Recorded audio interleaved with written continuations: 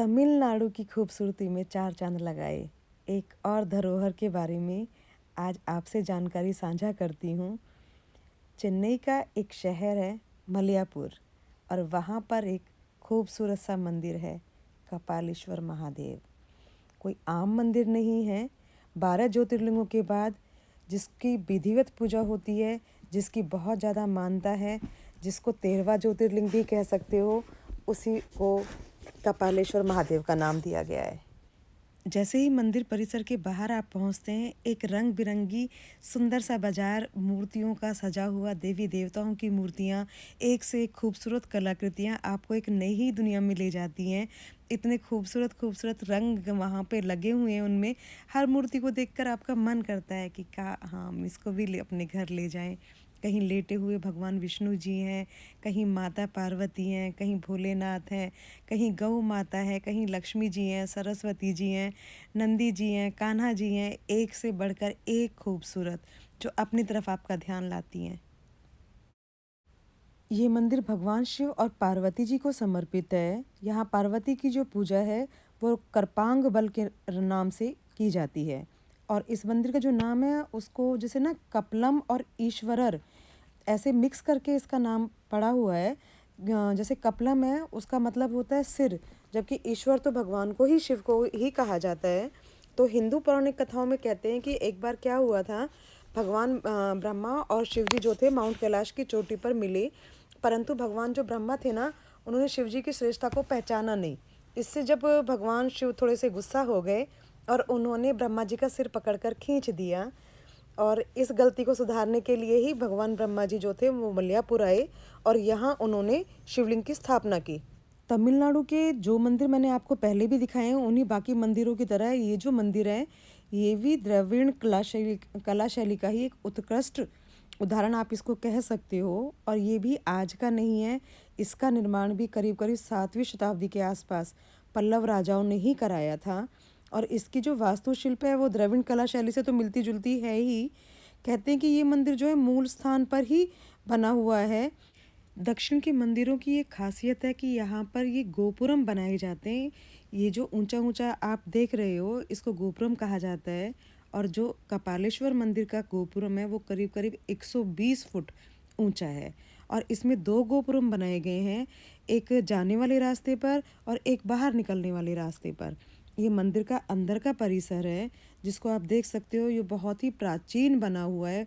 बहुत सारे श्रद्धालु यहाँ पे आते हैं। अंदर ही गौशाला भी बनाई हुई है। सुबह शाम पूजा का समय निश्चित है, दिन में मंदिर बंद रहता है। मंदिर का जो मुख्य भवन है वो काले पत्थरों से बना हुआ है।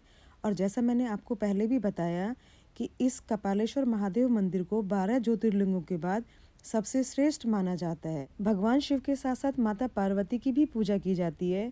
यहाँ पे मान्यता भी है कि जैसे माता पार्वती हैं, उन्होंने भगवान शिव को पाने के लिए यहाँ पे जो उनकी आराधना की थी वो मयूर के रूप में की। इसलिए आप देखेंगे जगह जगह यहाँ पे मोर के पिक्चर भी सुंदर सुंदर बनाई गई हैं। और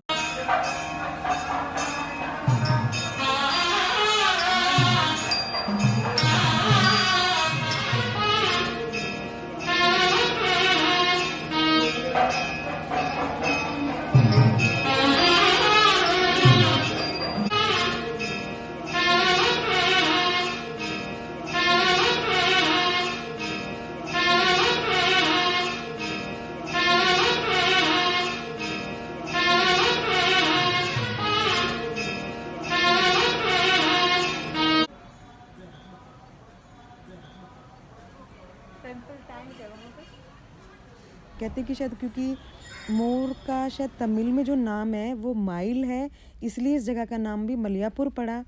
मंदिर के अंदर ही एक वृक्ष है। कहते हैं कि इसी के नीचे बैठकर पार्वती जी ने लंबी आराधना की थी। मंदिर परिसर के अंदर ही गौशाला है। वहाँ पर बहुत से लोग आते हैं, दान पुण्य करते हैं, उनको चारा खिलाते हैं, उनकी सेवा करते हैं। और समय समय पर बहुत सारे धार्मिक आयोजन यहाँ पर होते रहते हैं। महाशिवरात्रि का जो पर्व है वो महादेव के बाकी मंदिरों की तरह यहाँ भी बहुत धूमधाम से मनाया जाता है। और साउथ के मंदिरों की एक खासियत और है, वहाँ पे जो आपको प्रसाद मिलता है, प्रसाद में आपको बाकी चीज़ों के साथ साथ सिंदूर या टीका जो है वो ज़रूर मिलता है। और उसको मिलने से एक अजीब-सी खुशी आपको मिलती है। आप उसको एक अपने आप को बुरी नज़र से बचाने के लिए भी इस्तेमाल करते हो। भगवान जी की, महादेव जी की भस्म वहाँ से मिलती है।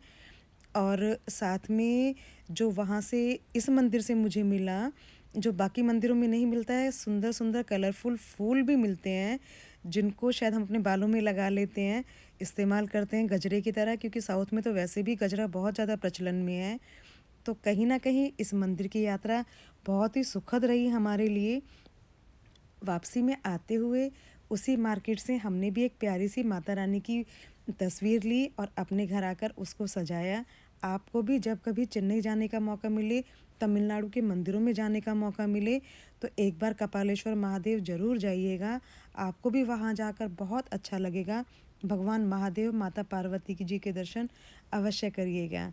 थैंक यू सो मच मेरा चैनल देखने के लिए।